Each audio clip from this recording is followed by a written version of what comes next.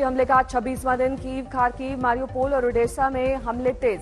Mariupol पर आज कब्जे की तैयारी में है रूस। यूक्रेन को दिया हथियार डालने का अल्टीमेटम।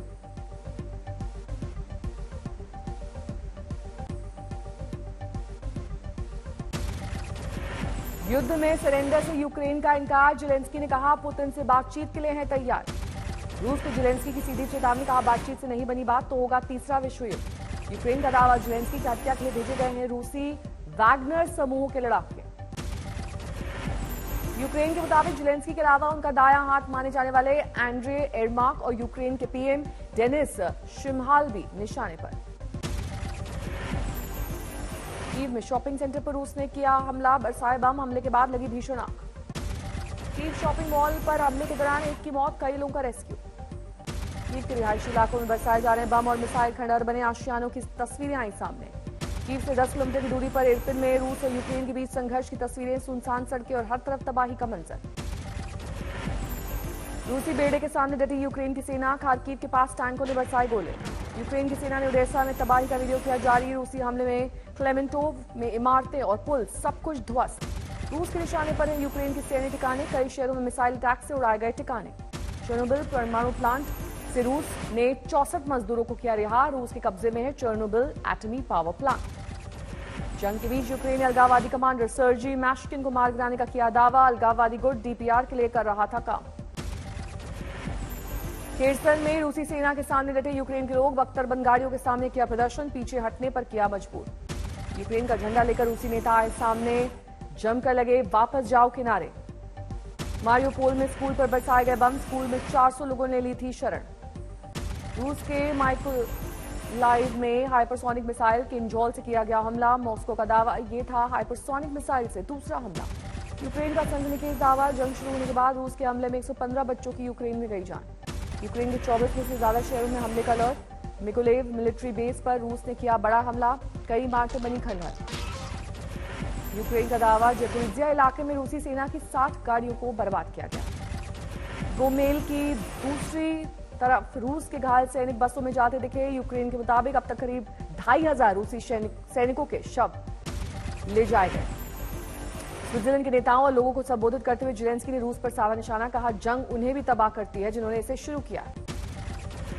यूक्रेन में रूसी सेना के हवाई हमले की तस्वीरें जारी। बम बरसाते नजर आए हेलीकॉप्टर। कीव में रूस के ताबड़तोड़ हमले जारी। आग की लपटों से घिरा पुडल्स्की जिला। कर्नाटक में अपने गांव पहुंचा यूक्रेन में जंग के बीच जान गंवाने वाले भारतीय छात्र का शव। श्रद्धांजलि के लिए उमड़ी भारी भीड़। यूपी उत्तराखंड और गोवा में सरकार गठन के लिए पीएम आवास पर हुई अहम बैठक। शाह, राजनाथ और बीएल संतोष रहे मौजूद। उत्तराखंड में आज बीजेपी विधायक दल की बैठक। सीएम का नाम का हो सकता है ऐलान। शाम 4 बजे होगी बैठक। उत्तराखंड में नई सरकार के गठन की प्रक्रिया तेज। आज विधायकों का शपथ ग्रहण। उत्तराखंड के नए सीएम पर पुष्कर धामी का बयान। केंद्रीय नेतृत्व करेगा फैसला। गोवा में आज बीजेपी विधायक दल की बैठक। राज्यपाल से मिलकर सरकार बनाने का दावा भी पेश करेगी बीजेपी। गोवा में फिर सीएम की कमान संभालेंगे प्रमोद सावंत। शाम को विधायक दल की बैठक में होगा नेता का ऐलान। मणिपुर में दोबारा सीएम बनेंगे बीरेन्द्र सिंह। बीजेपी नेतृत्व ने लगाई मोहर। यूपी एमएलसी चुनाव के लिए समाजवादी पार्टी ने कसी कमर। 35 उम्मीदवारों के नाम का किया ऐलान। यूपी में करारी हार के बाद आरएलडी ने सभी पार्टी यूनिट्स को किया रद्द। सोमवार को सभी एमएलए की मीटिंग। यूपी में प्रोटेम स्पीकर तय करने के लिए विधानसभा सचिवालय ने 17 नवनिर्वाचित सदस्यों की राजभवन भेजी सूची। सुरेश कुमार खन्ना, जयप्रताप सिंह भी शामिल।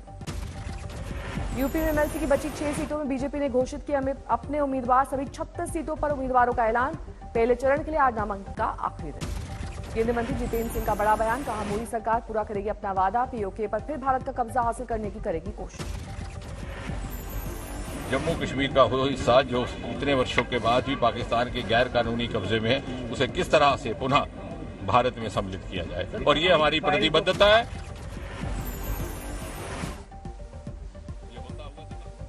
जितेंद्र सिंह ने मोदी सरकार के कड़े फैसलों का दिया हवाला। जम्मू कश्मीर में अनुच्छेद 370 खत्म करने का किया जिक्र। राजौरी में सरकारी अस्पताल में अतिरिक्त भवन का निर्माण। 100 बेड की क्षमता से लैस बिल्डिंग में चिकित्सा से जुड़ी सभी बुनियादी सुविधाएं। पंजाब में 5 राज्यसभा सीटों पर उम्मीदवारों के नामांकन का आज आखिरी दिन। आपके उम्मीदवारों में राघव चड्ढा, हरभजन सिंह, संदीप पाठक, अशोक मित्तल और संजीव अरोड़ा का नाम। टीएमसी नेता अभिषेक बैनर्जी और उनकी पत्नी रुजिरा बैनर्जी ने ईडी के समन को दी चुनौती। समन के खिलाफ सुप्रीम कोर्ट का किया रुख। कोयला घोटाले में प्रवर्तन निदेशालय ने अभिषेक और रुजिरा को भेजा था पूछताछ का नोटिस, आज किया है तलब। यूपी के बाराबंकी में हैदरगढ़ के बीजेपी विधायक की धमकी, कहा जिन्होंने हमें वोट नहीं दिया वो 2024 में बीजेपी को करें मतदान, तभी मदद की रखें उम्मीद। मैंने मन से कहा कि जो भारतीय जनता पार्टी के वोटर नहीं है वो हमारे दरवाजे कोई काम नहीं आएगा, कोई मतलब नहीं। जब हम जानते हैं हैदरगढ़ में हमारा भारतीय जनता पार्टी का इतना वोटर है तो हमको भी घोषणा देने की क्या आवश्यकता। लखनऊ में यूपी के कार्यवाहक सीएम योगी आदित्यनाथ से मिली द कश्मीर फाइल्स की टीम। विवेक अग्निहोत्री, पल्लवी जोशी, अभिनेता अनुपम खेर भी रहे मौजूद। उन्होंने हमें बधाई दी फिल्म की अपार सफलता के लिए, और जो जिस कॉज के लिए फिल्म बनी है वो दुनिया तक पहुंची है। फिल्म द कश्मीर फाइल्स के खिलाफ समाजवादी पार्टी के सांसद ने खोला मोर्चा, फिल्म को नफरत को बढ़ावा देने वाली बताया। वो तमाम चीजें जो हमारी गंगा जमुनी तहजीब को, प्यार मोहब्बत को तोड़ने का काम करती हैं, नफरतों को बढ़ावा देने का काम करती हैं, उन तमाम चीजों को बैन करना चाहिए। फिल्मी विवाद में महान दल के नेता भी कूदे। केशव देव मौर्य ने कहा फिल्म के जरिए मुस्लिम को किया जा रहा है टारगेट। ग्रेटर नोएडा में यमुना एक्सप्रेसवे पर 20,000 के नामी बदमाश से पुलिस की मुठभेड़, गोली लगने से बदमाश हेमंत शर्मा हुआ घायल। गुवाहाटी के बसिस्टा इलाके में लगी भीषण आग, कई आशियाने जले। कानपुर में रेलवे स्टेशन पर बंदरों का उत्पात, उत्पाती बंदरों को भगाने के लिए लगाए गए लंगूरों के कटआउट। यूपी के फिरोजाबाद में पति पत्नी के बीच विवाद सुलझाने पहुंची पुलिस टीम से बदसलूकी, एक पुलिसकर्मी की पिस्टल छीनकर फरार हुए कुछ लोग। पश्चिम बंगाल के बर्दवान में महिला टीएमसी कार्यकर्ता की संदिग्ध परिस्थितियों में मौत, 14 लोगों के खिलाफ शिकायत दर्ज।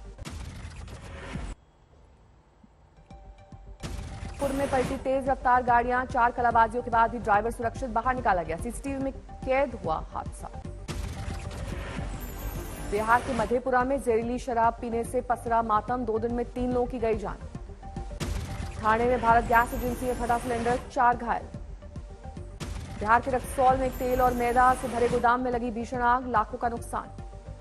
यूपी के बिजनौर में 6 दिन से लापता लड़की का मिला शव, बरपा हंगामा।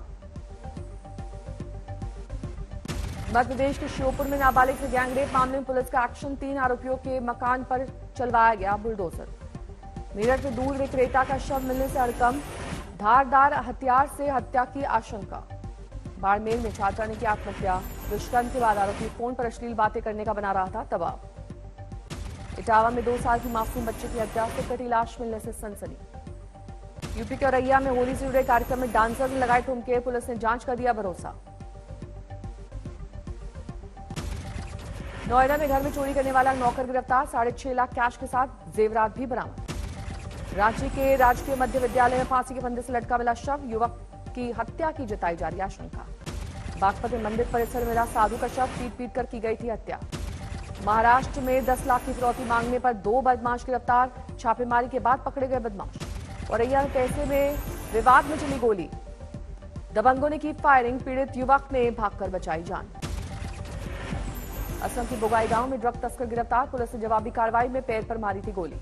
इटावा में सड़क हादसे में 2 की मौत, खेतों से आलू मंडी बेचने जा रहा था किसान, ट्रक की टक्कर से गई जान।